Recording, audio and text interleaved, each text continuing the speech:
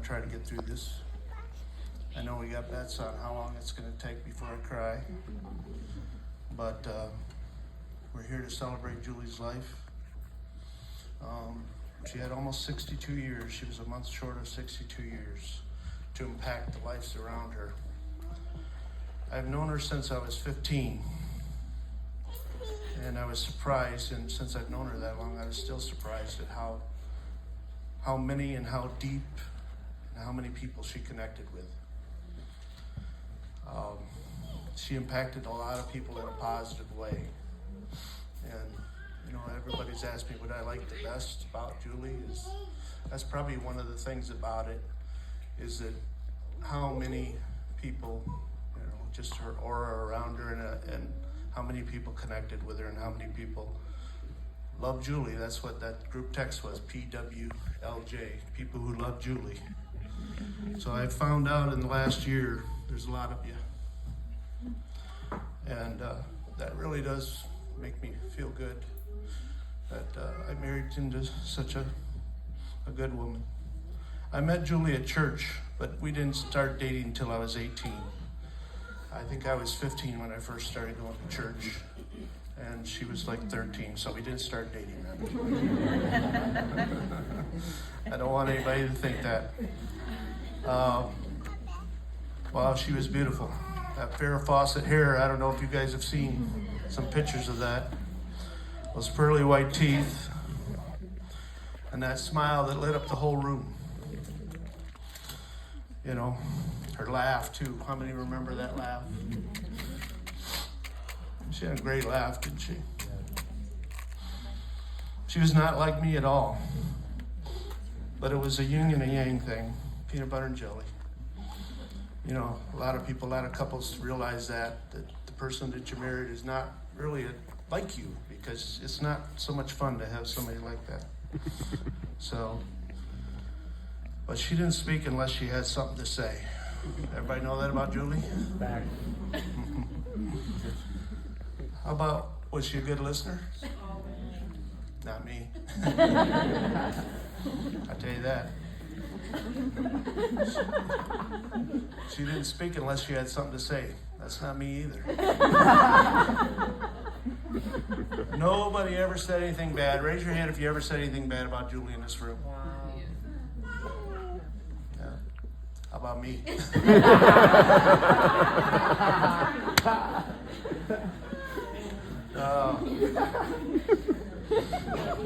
Nobody raised their hand. Yeah, no hands raised. You got wills to make up. Julie was such a great daughter to Pat and Fred. You guys raised a beautiful, beautiful daughter. She was a great niece. Let's all the nieces stand up just for a second. I want everybody to see her beautiful nieces. Good job. All of you. She had a good connection with her nieces, didn't she? Her aunt, she was a good aunt.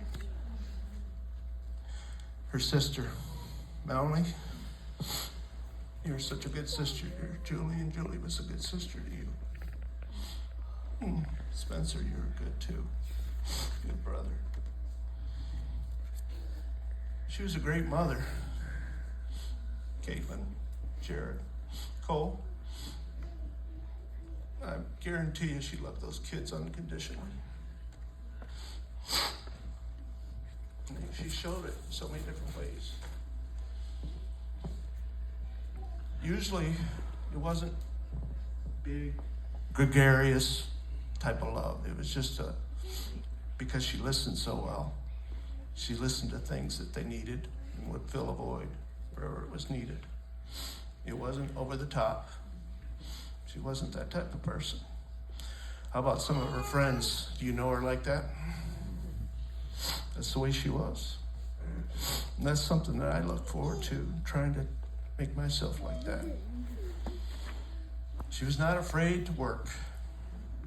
Roll up her sleeves and get in there and do it. And at work, I used to tell her, you should have been a boss, because she had the respect of everybody. And so when she started, if she worked with students, she told them at the right time, and they would go and do it, And but she just had to respect that way. And same way with all of us. He, especially when she was flipping houses with me, I was so, I knew she could design, but I just couldn't. She just did it all, She was very talented.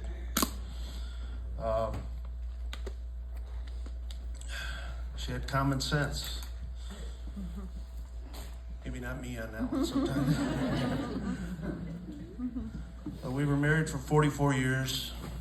I counted like 45 because we were pretty much together the first year, like we were married. But we just, it wasn't a bed of roses. You know how, if anybody you've been married, young marrieds, it's not perfect all the time. But we just never gave up on each other.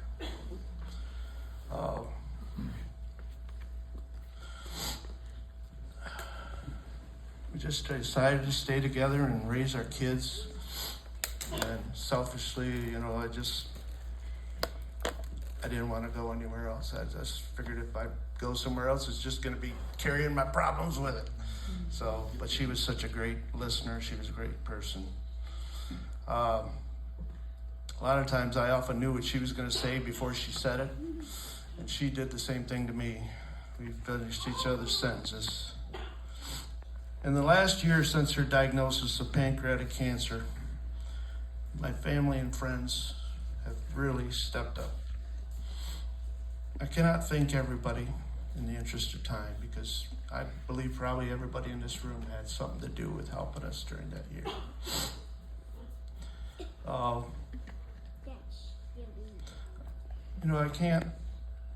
want to mention a few, but trust me, I could probably mention 20, 30 more. You had to draw the line somewhere. But to all the medical professions who cared for Julie in the last year, I want to thank them. That nursing profession is a great profession. We got to see on hand for over a year. She was in and out of the hospital many times, and she was cared for very well. To our church family, somehow the Lord made that storm, so we're going to do it right here. You can plan and plan and plan, and I guess she said, basically, we're going to do it right here. This is where she went to church. Calls and texts and kind words, meals, prayers. There's a lot of it that helped. To all, the nieces, the grandkids, the nephews, she loved you all, you know that. Let's get the nephews too, I guess. You don't want to leave them out. Stand up if you're a nephew. Marco, who's that? Yeah. How was your Aunt Julie? You love your Aunt Julie? Oh, Yeah, I know you did. been with the squad. We all loved her.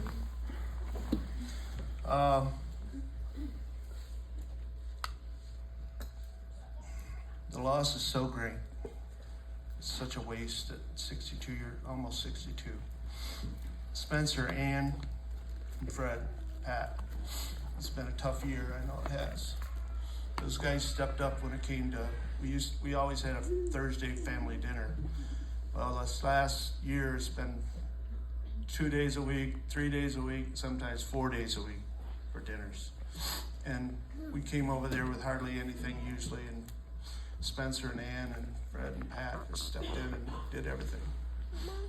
And of course they wanted to, and because they love Julie.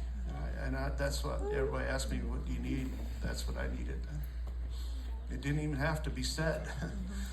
But she thrived with family. Just thrived. Melanie, you've been such a great caregiver to help with everything. She loved her sister so much. She like Julia in a lot of ways, she just filled the void wherever it was needed. She didn't do it with a lot of fanfare either.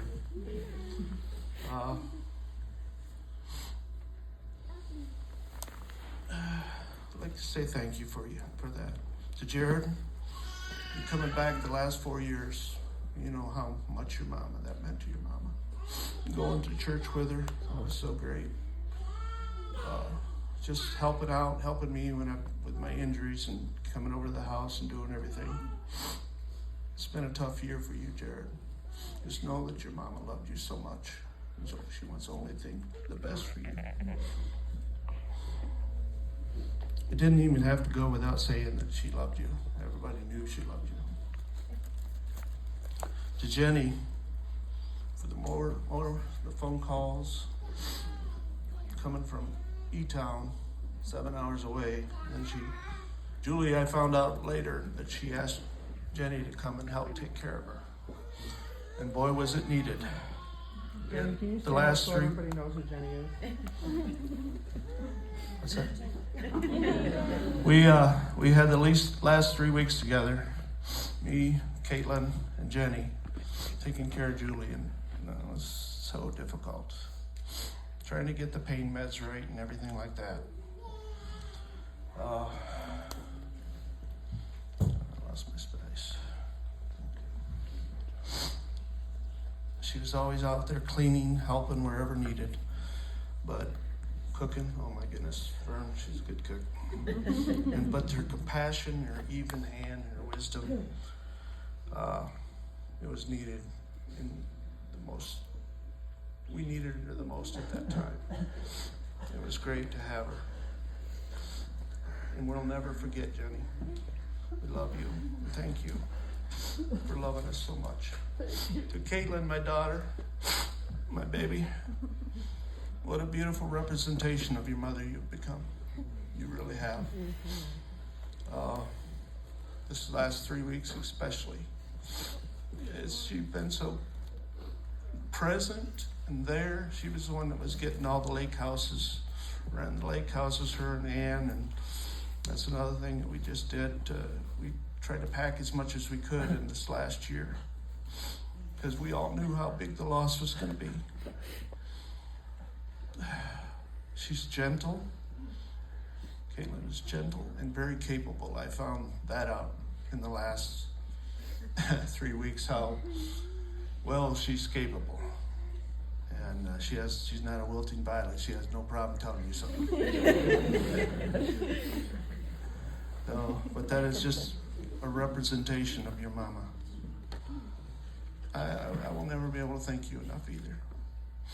Lastly, for all the people who work together from this celebration of light, Matt, for your love and support, Pastor, Spencer, Fred, Loopy Jr., Big Loopy, Loopy Sr., you guys' advice on everything was so well needed. I just needed a calm hand at this time.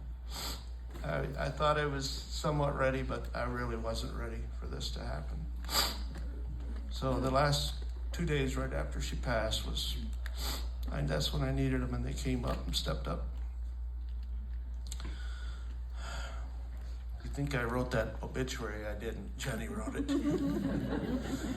It was beautiful. Beautiful. She edited it and everything. That would have taken me at least 3 days. So thank you for that. But you guys were so close, it was easy to do. Jared and Loopy Jr. for the pictures, and I know Rob helped a little bit too. Sister Kathy for working on the music, and everyone at Gorsline Runison. You guys have been great. Hank and Liz. Everyone here at POEL have been great. A lot of support. Today's about love. Julie's love for all of us, and your love back. I feel it as real as can be. I feel her love now. This is not Julie. Her spirit is gone, but it's her body. But I searched on YouTube in May. We knew we had a battle against pancreatic cancer. For a way to express my love for Julie, to say goodbye. This song that James Blunt that Marcos is going to sing was the best I could come up with. It's not a church song, but it's just way to say goodbye to my baby. So if you listen to the words of it, it's not completely perfect, but it's pretty good. But today is about my love for you, Julie. You are loved. You will be loved. You loved greatly, and I will miss you. Goodbye, my lover. Goodbye, my friend. You've been the one. You've been the one for me.